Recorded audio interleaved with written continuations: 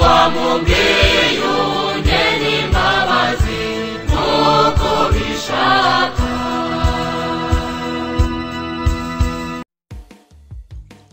Bakristo bavandimwe, Kristo Yezu akuzwe. Turi ku cyumweru cya mbere cy'igisibo umwaka B.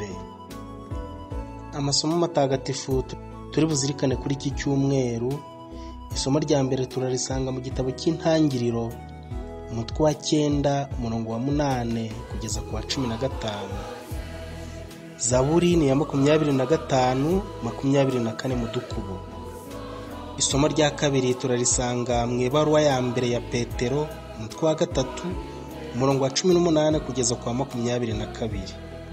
Ivanjili ni ya Mariko umutwe wa mbere umurongo wa 12 kugeza ku wa 15. Bakristo bavandimwe, isomo rya mbere riradutekerereza isezerano Imana yagiranye n'umuryango wa Nowa, kimwe n'ibinyabuzima byose, inyoni, amatungo n'inyamaswa zose, mbese ibyavuye mu bwato byose, kandi ko nta mwuzure uzongera kurimbura isi.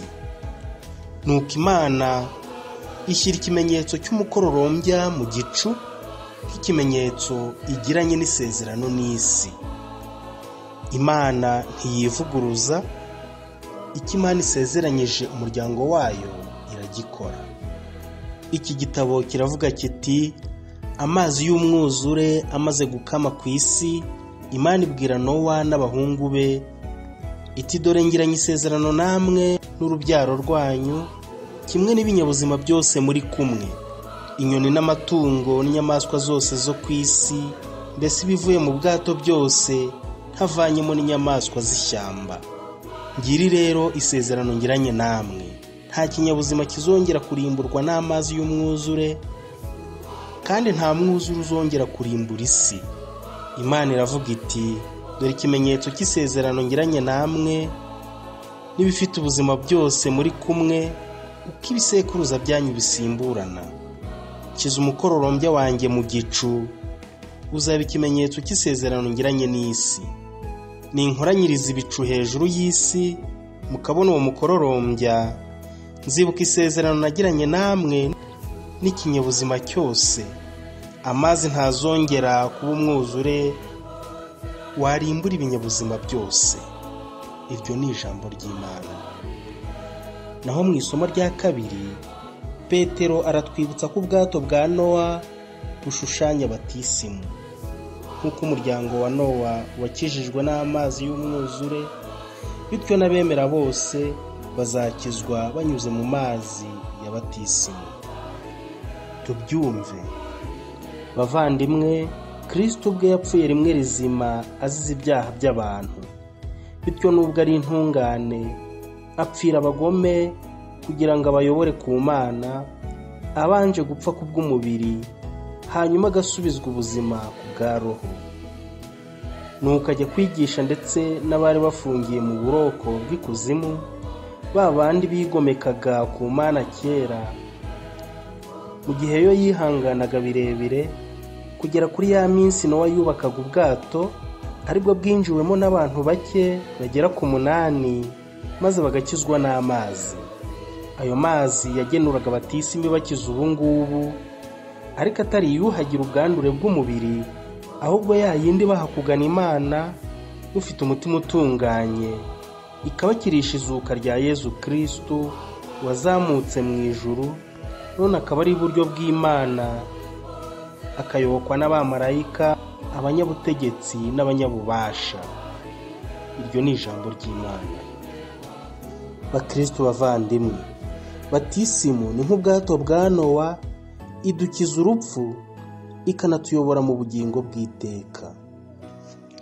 Ivanjili y'uyu munsi iratwereka Yezu ari mu butayu. Ese yagiye kumara y'iki? Tubyumve. Muri icyo gihe Yezu amaze kubatizwa, Roho Mutagatifu amuganisha mu butayu, ahamara iminsi 40 ashukwa na Sekibi. Yahabanaga n'inyamaswa, abamarayika bakamuhereza. Yohana amaze gutangwa, Yezu aza mu Galileya. yamamaza inkuru nziza y'Imana avuga ati igihe kirageze none ingoma y'Imana iregereje, nimwisubireho maze mwemere inkuru nziza. Iyo ni ivanjiri ntagatifu. Bakristo bavandimwe, mu gihe cy'igisibo turashaka kubana na Yezu mu butayu, ariko tuzirikane ko Yezu atagumye mu butayu. Ikindi kandi no mu iyimuka Misiri umuryango wa Isiraheli ntiwahatuye ngo uhagume, ahubwo bakomeje bagana igihugu cy'isezerano. Kunyura mu butayu byabereye Yezu kimwe n'uwo muryango w'isezerano intambwe ikomeye kandi inatanga inyigisho ikomeye. Dusabe kugira ngo natwe bidusigire iyo nyigisho. Ishusho yo kunyura mu butayu ni inyigisho ngombwa mu kumva neza ubukristo. Ubusanzwe ubutayu ni ubutaka Imana itahaye uburumbuke. Amazi ni imboneka rimwe, ntibushobora no guturwa. Ni intaho ya za roho mbi, ahabera ibigeragezo n'intambara yo kurwanya ikibi. Muri urwo rugamba nta wundi duhanze amaso keretse Yesu Kristo. Urwo rugamba turushoza turi kumwe na Yezu, we watsinze ikibi. Ariko nanone igihe cyo kunyuzwa mu butayu ni nacyo gihe tugira n'isezerano n'Imana. Ni igihe cyo guceceka no gutuza, igihe cyo kuzirikana ku ijambo ry'Imana, igihe cyo kwiyinjiramo. Ni n'igihe cyo kuzirikana ku ntege nke za muntu. Ni igihe rero gikwiriye cyo gusenga no kwisubiraho.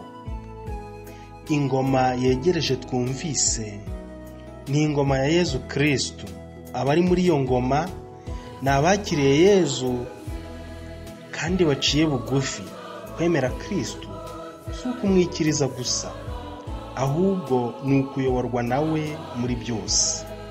Iyo ngoma ntiza gutsinda abantu cyangwa kubarenganya no kubatera ubwoba. Ntiza kwaka amajwi no gusaba impundu, ahubwo iyo ngoma iza gukiza abantu, ikabinjiza mu bwoko burenze kamere bahoranye. Ni ingoma y'indengakamere. Nicyo gituma kumva ko iyo ngoma yegereje ari ukumva inkuru nziza, ariyo mukiro wacu wegereje.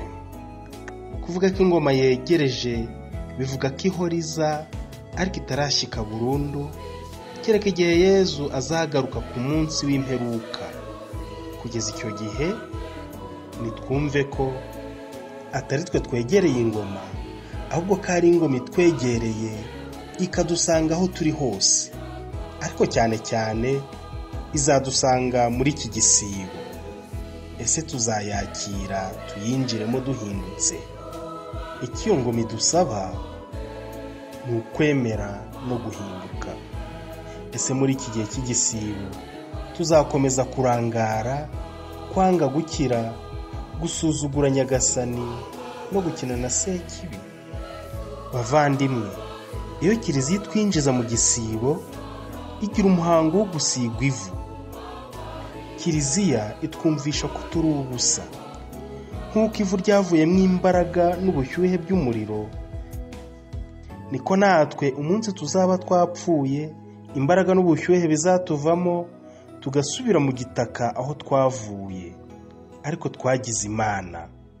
Kristo yabaye umuntu nkatwe, aradupfira maze arazuka ngo aturonkere ubugingo bushya, atwinjiza mu ngoma ye. Bakristo bavandimwe, Roho w'Imana yerekeje Yezu mu butayu ngo atsinde umwanzi wacu. Uwo Roho nyine natwerekeze mu ngoma y'Imana. Nyagasani Yezu nabane namwe. Yari Padiri Idukomeze Providence, Padiri mukuru wa Paruwasi ya Kanaba. Mugire icyumweru cyiza.